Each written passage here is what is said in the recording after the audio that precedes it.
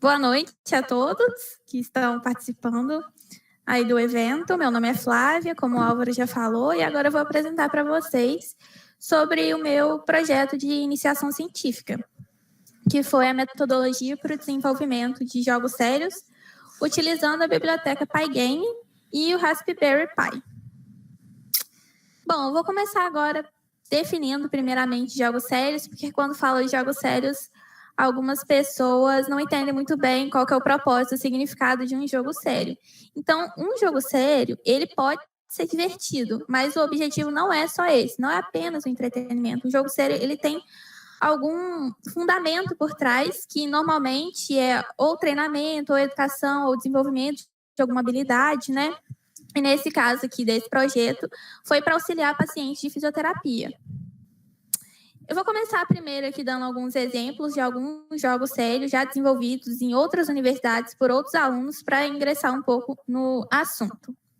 Primeiro, eu vou falar do uso de jogos sérios para auxiliar na reabilitação motora de pacientes com espondilite anquilosante. Esse primeiro jogo, ele foi desenvolvido também para ajudar no processo de fisioterapia, assim como o jogo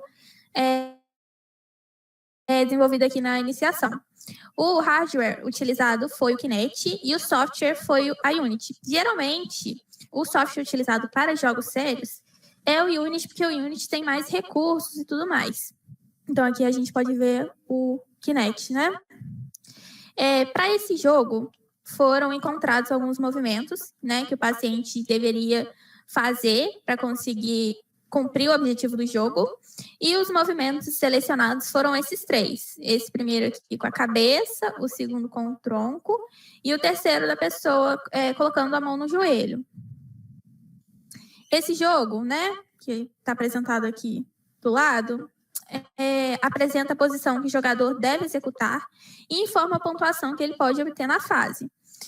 Se o jogador conseguir executar o movimento correto em menos tempo, essa parede vai se movimentar em sua direção e ele vai ganhar a fase. Então, o que acontece? Para esse jogo aqui, a gente tem um avatar representando a pessoa e uma parede que representa o movimento que ela tem que fazer, daqueles três movimentos. Então, a pessoa precisa ficar na posição do movimento o mais rápido possível para que essa parede avance até ela e ela ganhe seus pontos. Então, apenas quando ela executar o movimento correto é que ela vai passar de fase, né? Quando ela conseguir fazer essa imitação desse movimento aqui. Caso o jogador demore para executar o movimento correto, o tempo da fase ela vai continuar e a parede a fase continua a contar e a parede não se movimenta. Então, se ela demorar a fazer, enquanto ela não fizer, a parede não vai se movimentar, ela não ganha os pontos. Por esse motivo, quanto menos tempo levar para executar o movimento, mais rápido, mais pontos a pessoa vai ganhando ao longo do jogo. Então, não adianta ela ficar muito tempo na posição. Se ela não fizer a movimentação rápida, ela não ganha os pontos. E um segundo jogo é o Wubble Bubble, que é um jogo sério utilizado para equilíbrio dinâmico de pacientes com hemiparesia. Hemiparesia, na verdade, é uma paresia parcial de algum lado do corpo. Para esse jogo, o hardware utilizado é composto por um sistema de microcontrolador baseado nesse microcontrolador aqui, que é o ATmega 328. E o software utilizado também foi o Unity, como eu falei, ele é mais utilizado. Para esse jogo, para a montagem do jogo, optou-se por uma prancha de oscilação variável que possibilita a inclinação para todas as direções. Então, para as pessoas conseguirem medir esse equilíbrio da pessoa, ela fica sobre uma prancha que vai resgatar esse sinal do equilíbrio e eles vão conseguir mensurar se a pessoa está equilibrada ou não. Para jogar, é necessário que a prancha esteja conectada via USB do computador ou notebook e, obviamente, que o jogo esteja instalado na máquina. Esse jogo trata-se de um movimento a ser executado por o jogador para cumprir o equilíbrio dinâmico. Então, nesse caso aqui, o objetivo é a pessoa deixar essa bolinha azul sempre dentro dessa bolha transparente aqui. Se ela estiver equilibrada, se o jogo, né, o sinal for um sinal de equilíbrio, que a pessoa está equilibrada na prancha, a bolinha vai permanecendo aqui por 30 segundos, né? Se não estiver equilibrada, a bolinha sai e a pessoa não ganha a sua pontuação. Bom, agora eu vou entrar nos primeiros passos para o desenvolvimento e para a ambientação do Pygame na minha iniciação científica, como que foi o processo todo desenvolvido por mim. Primeiro, foram aprendidos os comandos básicos, né? Então, porque toda vez que há uma aprendizagem, né, na área de programação, a gente sempre precisa se ambientar com os comandos e o que a gente pode fazer. Né? Nesse caso aqui, para a biblioteca Pygame, foram aprendidos primeiro os comandos básicos, como uma abertura de uma nova janela, a orientação dos eixos, que eu vou explicar aqui, que é uma parte bem importante para esse desenvolvimento de jogos, o preenchimento da janela com cores ou com imagens, e a inserção de imagens e a movimentação, que também é uma parte assim, crucial, é uma das primeiras partes que a gente aprende, que a gente sempre vai usar para o desenvolvimento de qualquer jogo. Bom, falando do referencial, o referencial que a gente aprende, né, normalmente, é esse referencial em que o 00 está aqui, nessa pontinha aqui, e ele cresce positivamente o Y para cá e cresce positivamente o X para cá. No caso de jogos, não é assim que funciona. O 00, né, o referencial, o ponto inicial, ele começa aqui, onde está indicado aqui por 00 também. E ele cresce, o eixo Y, ele cresce positivamente para baixo. E o eixo X cresce positivamente para a direita. Então, aqui, dando um exemplo, se a gente quisesse colocar esse primeiro pixel dessa imagem, dessa bola, no ponto 50, 60, ela fica exatamente aqui. Em que para cá a gente tem 60 e para cá a gente tem 50. Eu não sei exatamente o motivo de ter sido convencionado o 00 aqui, mas eu acredito que seja por conta do pixel inicial, ele está presente aqui. Então, se a gente quer orientar um objeto, né, que seria uma imagem dentro da tela, fica mais fácil o raciocínio com o pixel inicial sendo esse e o referencial sendo também esse. Um primeiro projeto que foi desenvolvido, como eu falei, para a ambientação da biblioteca, dos comandos e tudo mais, foi essa bolinha que ela fica andando sobre a tela e ela nunca escapa da tela. Ela, sempre que ela vai bater numa fronteira, ela volta de novo para dentro da tela. Como vocês podem ver, ela fica batendo sozinha e ela mesma volta na hora que ela vai escapar. Então, como que foi desenvolvido esse primeiro projeto? Primeiro, né, quando a gente vai programar em Python, a gente chama as bibliotecas necessárias, inicializa o comando pygame.init para poder, né, conseguir utilizar os recursos da biblioteca, define um tamanho da tela. Esse tamanho da tela foi arbitrário. Eu escolhi 400 por 400, né? Mas você pode escolher o tamanho que você quiser. E nesse caso aqui, salvei esse valor numa variável para ficar mais fácil depois, se precisar chamar ou reutilizar esse tamanho, não precisar ficar reescrevendo. É claro que aqui um programa, né, assim, minúsculo, poderia ter colocado o valor direto da posição aqui e tudo mais. Mas para programas maiores, é bom já ir se acostumando em colocar os valores em variáveis, porque fica mais fácil para futuramente não haver confusão ou também não digitar errado, dar problemas assim, evitar dar problemas simples de resolver, né? A posição inicial dessa imagem da bola foi 50, 60, como está mostrado naquele slide do referencial. E a cor para preencher a tela foi a preta. Eu não sei se todo mundo aqui tem uma noção de como as cores são formadas, né? Tanto aqui no mundo real quanto no meio digital aqui. Então, eu vou explicar rapidinho, porque eu acho importante saber essa parte de colorimetria para você montar suas cores dentro do jogo. Aqui a tela preta que foi escolhida, com os 3 pixels 0. Mas se você quisesse colocar outra cor, como que funciona? Aqui é o padrão RGB. Eu não lembro bem se é nessa ordem, mas eu acho que é. Aqui fica o vermelho, aqui o verde, aqui o azul. Então, é como se a gente pensasse que a gente tivesse 3 potinhos, um com vermelho, um com verde e um com azul. Só que aqui em potinho a gente tem LED para cada pique. Então, se a gente quisesse montar uma outra cor, a gente colocaria um pouquinho de vermelho, um pouquinho de verde e um pouquinho de azul. Daria uma nova cor com a intensidade desses LEDs, né? De acordo com que você certa intensidade em cada um aqui, os LEDs acendem com essa intensidade que você mandou e essa nova cor é formada. Se você quiser o preto, quer dizer que você não tem intensidade de nenhuma das 3 cores, vermelho, nem verde, nem azul. Se você quiser o branco, você tem a intensidade, né, 100%, 255, 205, 255. Então, as cores são formadas assim. Qualquer cor que seu olho enxergue, ela é formada por essas 3 cores, com intensidades diferentes de cada um. Depois, foi aberta, né, foi criada a tela, com esse tamanho aqui, que já estava definido nessa variável. E depois foi carregada para o jogo a imagem da bola, em PNG. E aqui criou-se esse objeto para poder pegar as coordenadas que essa bola, né, que essa imagem vai variar ao longo da tela e poder ser comparada futuramente. Aqui entrou no loop do jogo.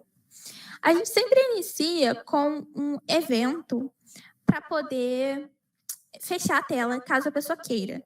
Então, esse evento primeiro criado foi para um evento, né? Para que a pessoa, se a pessoa apertar no X da tela criada, o jogo fecha. Então, se a pessoa quiser fechar a tela, ela aperta no X e o jogo vai fechar. Para isso que se define esse evento aqui. Caso ela não faça isso, o jogo vai rodar. Então, o que acontece? Aqui a gente quer que a bola fique sempre dentro da tela. Então, a gente coloca a bola, né, para se movimentar com as posições dela, com a posição inicial primeiro de 50 e 60. Depois, a gente começa a fazer comparações para que, se ela saia da tela, a gente mude ela de posição. Então, primeiramente, se esse ponto aqui da imagem for menor do que 0, ela quer dizer que... Então, estão vendo esse ponto aqui, né, o ponto left da imagem. Então, mostrando aqui, se esse ponto aqui for menor do que 0, sabendo que o nosso eixo X, né, cresce positivamente para a direita, então, se ele for menor do que 0, quer dizer que ele saiu da tela aqui para esse lado. Que a gente não quer, né? Ou se esse ponto aqui for maior do que a largura, né, o ponto right for maior do que a largura, então, se esse pontinho aqui da imagem for maior do que a largura, ou seja, ela já saiu também para fora aqui da tela, para esse lado. Ah, não. Eu falei errado, né? Antes eu tinha falado esquerdo. Acho que eu falei errado. Enfim, se ela sair para o lado direito aqui, a gente inverte dentro do vetor.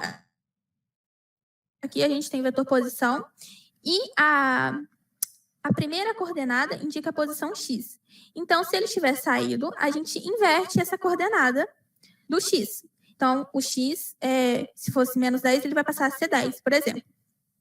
Ou se a gente tem a bola com o top, né, com a parte de cima dela, menor do que 0, ou seja, se essa parte aqui está menor do que 0, então ela saiu para cima. Ou se a parte de baixo está maior do que o comprimento, ou seja, esse pixel aqui, né, essa linha aqui, no caso, tiver aqui maior do que o comprimento, quer dizer que ele saiu para cá. A gente vai inverter agora a coordenada Y da nossa imagem. Então, com essas inversões, sempre que ela estiver na eminência de sair, né, o pixel ficou maior ou menor de acordo com os intervalos aqui, ela vai voltar e ficar dentro da tela. Bom, agora para a construção do jogo em si, do jogo que foi construído por mim, 2 sensores principais que foram usados aqui é o acelerômetro e o giroscópio. Por quê? Porque aqui a ideia era fazer parecido com aquela prancha de equilíbrio que eu falei lá do Wobble, né? Aquele jogo anterior lá. O objetivo aqui era saber se a pessoa estava equilibrada. Por exemplo, numa fisioterapia, né? Para saber se a pessoa está conseguindo se equilibrar bem. E como a gente consegue saber se a pessoa está equilibrada, né? Pegar esse sinal de equilíbrio da pessoa através de um acelerômetro ou um giroscópio. O acelerômetro, aqui definindo, assim, bem basicamente, para vocês saberem o que é um instrumento que ele mede a aceleração dos objetos. Então, ao invés de você ficar colocando vários dinamômetros ao longo do objeto para pegar essa força que está sendo feita sobre ele, você pega só um acelerômetro, coloca sobre o objeto e já tem essa noção. E o giroscópio, né?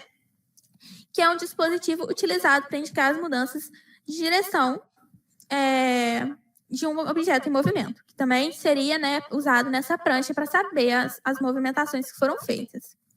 Então, esse aqui, né, como está mostrado aqui nessa imagem, é um acelerômetro, é uma plaquinha que tem o acelerômetro e o giroscópio que você conecta no Arduino, né? Se está numa prancha, você coloca ela e conectada ao Arduino, você consegue tirar esse sinal depois, gerado por ele, que a pessoa, né, que ficou em cima dela, gerou.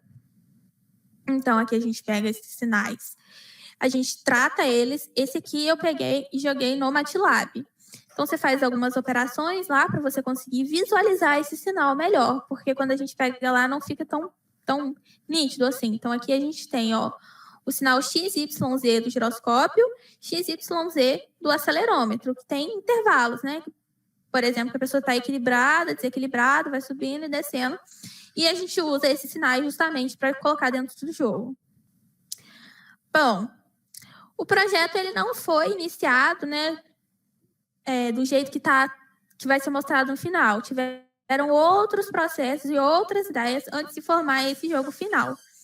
Então, aqui eu coloquei as 3 tentativas primeiras que foram feitas até chegar e criar esse jogo que vai ser mostrado mais para frente.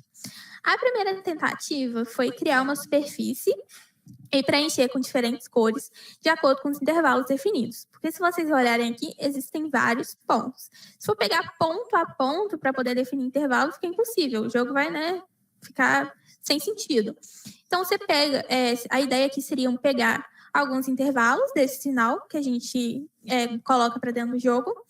E, de acordo com o intervalo, se a pessoa, por exemplo, tivesse equilibrada, ficaria verde, né? Ia preencher um retângulo, por exemplo, de verde. Se a pessoa está mais ou menos, está quase caindo, ficaria amarelo, depois verde. Essa foi a primeira tentativa.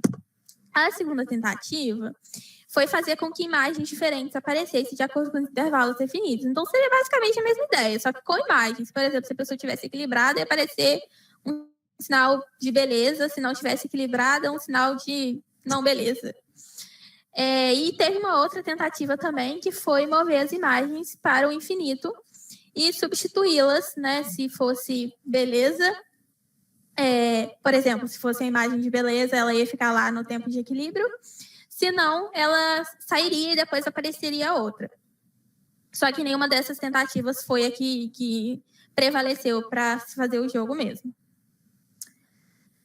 Aqui, vou mostrar como ficou o meu jogo mesmo, que, na verdade, foi tipo a ideia de um Flappy Bird, por isso que eu acho que deve estar mostrando, né, atrás de mim um Flappy Bird, era para trás. Por isso que eu coloquei esse fundo de Flappy Bird aqui, porque a ideia do jogo é um Flappy Bird. Tem essa marca d'água ridícula aí, ficou horrível, mas é porque eu não consegui, expirou a minha sessão e eu não consegui tirar. Então ficou com essa marca d'água feia. Mas a ideia eu acho que tá dando para ver aí, que é basicamente uma pessoa, se ela está equilibrada, o passarinho vai voar para cima, né? Vai subir e a pessoa vai ganhar pontos. Se a pessoa não estiver equilibrada, o passarinho vai descer e a pessoa não ganha pontos. A pessoa não perde ponto e o passarinho ele pode bater ali, ele pode descer para baixo do chão ali, que não tem problema. Ela não vai perder ponto caso bata no chão. Mas ela também não ganha caso o passarinho não esteja subindo. Então, a pessoa deixa de ganhar pontos quando ela desequilibra. Os pontos só são somados quando ela está equilibrada e o passarinho está subindo. Então, agora eu vou explicar a programação do joguinho.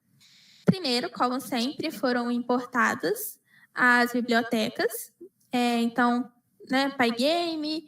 Foi feito um menu também para que... Voltar aqui. Para que aparecesse esse menu todo aí, foram feitos outros programas, né, outros scripts que ficaram grandes. Eu não achei assim relevante para a palestra trazer aqui.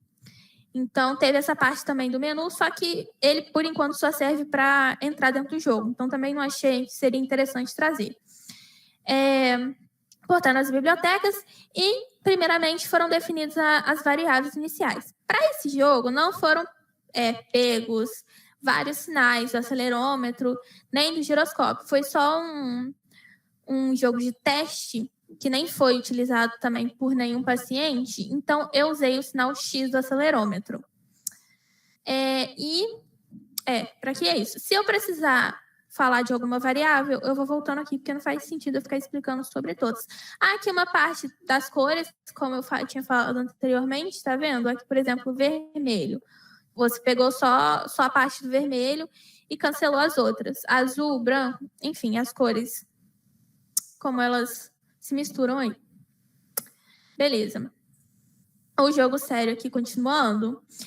Foram criadas para o passarinho é uma imagem, o fundo é uma imagem e o chão é uma imagem. Então, para poder chamar essas imagens mais para frente no loop do jogo em si, foram criadas classes para essas imagens, classes do tipo sprite. Porque aqui dentro do Pygame, a gente tem essas sprites, porque a gente usa muito as imagens, né? As imagens que são o jogo, que estão se movimentando, que estão fazendo a interação com quem está jogando. Então, você precisa fazer algumas operações, fazer movimentações. Você vai utilizar essa imagem com vários recursos, né? Você vai passar ela por fazer conta, às vezes e tal. Então, para você não precisar ficar fazendo isso dentro do seu loop, você cria uma classe do tipo sprite para essa imagem que foi feita para isso, para você pegar essa imagem. Você já faz as operações que você precisa fazer dentro dessa classe e dentro do seu loop do jogo, você só chama a classe. Você pode agrupá-las, né? Como eu fiz aqui, você cria um group com eles e depois você chama no seu jogo de maneira mais prática, mais simplificada, sem precisar ficar fazendo contas com a sua imagem dentro do loop. Então, aqui, por exemplo, para o passarinho. Primeiro eu criei a sprite aqui.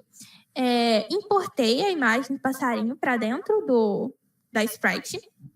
E esse convert alpha aqui eu achei importante explicar, que é assim, aqui no caso, o passarinho não está tendo colisão com o chão. Mas se ele fosse ter colisão com o chão, e ele, por exemplo, fosse caindo assim, com esse cantinho aqui para trás. Quando esse pixel aqui, por exemplo, esse aqui, o pixel 00, vamos supor que ele ia bater, né, de costas aqui no chão. Esse pixel 00 aqui, ele não é uma colisão real com o chão, porque não faz parte do passarinho. O passarinho é delimitado por esses pixels aqui. Então, o 00 seria uma colisão falsa que o jogo iria entender.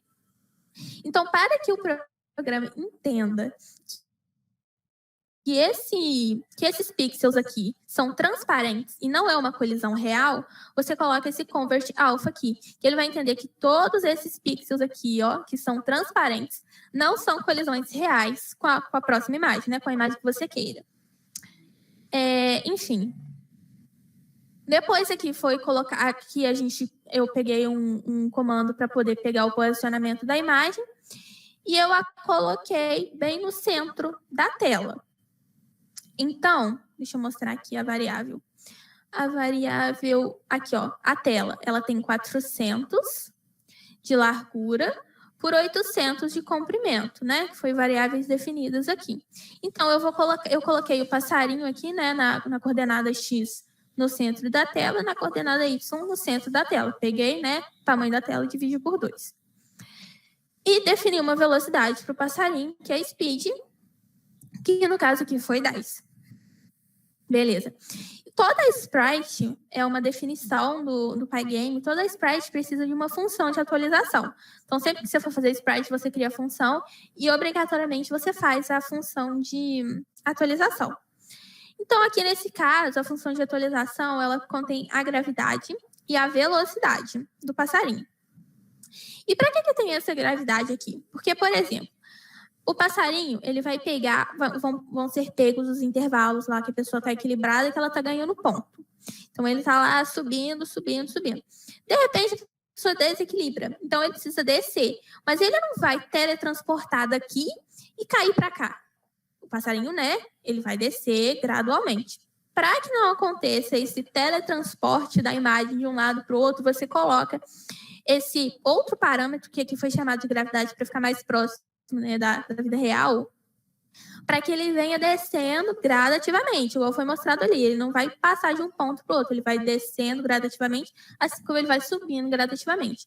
Então, a gente passa esse parâmetro aqui, que também, no caso, que foi chamado de 1, para ele poder descer ou subir bem de maneira mais gradual.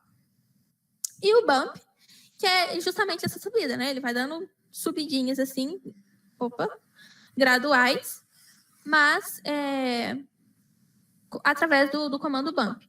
E essa menos speed aqui, por quê? Porque, como eu falei, o referencial ele é trocado, né? Então, se ele está subindo, ele está indo contra o referencial, porque o referencial cresce para cá e ele está subindo. Então, a gente coloca a velocidade como negativa. Aqui, para o chão, o ground, também foi criada uma nova sprite, que foi carregada, né, esse chãozinho aqui, e depois posicionado. O que acontece? Nesse jogo, não é o passarinho que está voando para frente, ele está voando para cima e para baixo.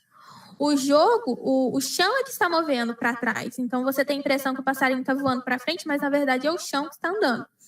Então, para isso... vou explicar isso aqui mais para frente. Enfim, mas já fiquem sabendo que é o chão que anda, que fica correndo para trás aqui. Então, a gente coloca o chão posicionado aqui, no X-pos, e o Y, aonde que vai ficar, né, essa altura aqui? Aonde vai ficar esse pixel aqui? Não é aqui, né? Ele tem que ir do tamanho dele até o final. Então, que conta que é feita? A gente pega o tamanho da tela, né? Aqui o comprimento da tela. E o chão, foi definido como uma altura de 100. Então, qual é o posicionamento que ele tem que ficar para caber certinho aqui na tela? Você pegar a altura da tela, menos a altura dele, e posicionar aqui nesse ponto aqui desse pixel para ele ficar alinhadinho certinho. Beleza. Aqui entramos, enfim, no loop do jogo em si. Que aí a gente vai chamar mesmo esses outros objetos que já foram definidos na sprite. Aqui tem aquele eventos, né? Os eventos iniciais. Aqui tem eventos de tecla e tal, porque foi feito o menu, que eu não vou explicar aqui. Temos a variável pontuação, começando do 0, primeiramente. E aqui um vetor, um for, para varrer todos os pontos daquele sinal do X do acelerômetro. Então, aqui foi feito esse código aqui para conseguir ler esses dados e o programa absorver e depois fazer as comparações. A gente coloca um clock, que na verdade é para você definir o FPS que vai aparecer aqui, porque se fica com o FPS inicial, esse passarinho ele sobe, desce e voa muito rápido, aí aqui a gente consegue alterar essa velocidade. Aqui para limpar a tela, né, que a gente preenche ela com preto e depois coloca o background, a imagem do background, que é esse, né, fundo aqui, na posição 00. Então, ele começa a posição 00 e preenche toda a tela. Aqui foi criado um if para saber se esse chão aqui está fora da tela, porque esse chão ele continua infinitamente. Enquanto a pessoa estiver jogando, o chão vai passando, só que a imagem ela não é infinita. Então, você precisa colar, né, uma imagem na outra. Então, para isso, para não ter nenhum erro, né, a gente verifica se o chão está fora da tela. Se ele está fora da tela, você cancela esse chão, né? Você remove esse chão e adiciona um novo chão. Mas aonde você vai adicionar esse novo chão? Você não pode adicionar ele dentro da tela aqui, senão vai dar para a pessoa que está jogando ver que estão colando, né, um chão no outro. Então, você vem aqui no x-20, né? Ou seja, está aqui para esse lado aqui do referencial e cola um novo chão no -20. Então, o novo chão está sendo colado aqui. Então, à medida que ele vai passando pela tela aqui, que vai correndo pela tela, a gente nunca vê esse encontro. Parece que o chão, né, ele é realmente infinito. Aqui foi criado um grupo para o passarinho, né, um grupo para o chão, que são chamados, desenhados na tela, e aparentes aqui, né, na tela. Aqui é a parte do jogo em si, que foram pegos os dados. Então, cada amostra lá do sinal foi passado para cá, né, arquivado no dado, na variável dado, e foi multiplicado, porque assim, são dados pequenos, né, o sinal ele tem uma amplitude pequena.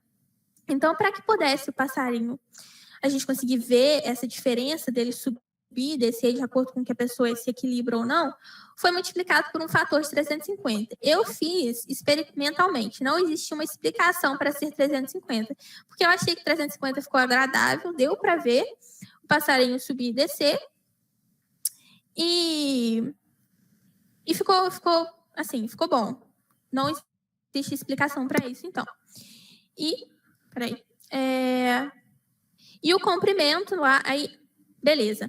Isso foi chamado de comprimento, né? 350 vezes o dado, que é o dado que a gente tem lá do acelerômetro, e foi salvo para que ficasse um valor int. Então, como que a pessoa ganha ou não ganha os pontos, né? Primeiro, ele compara.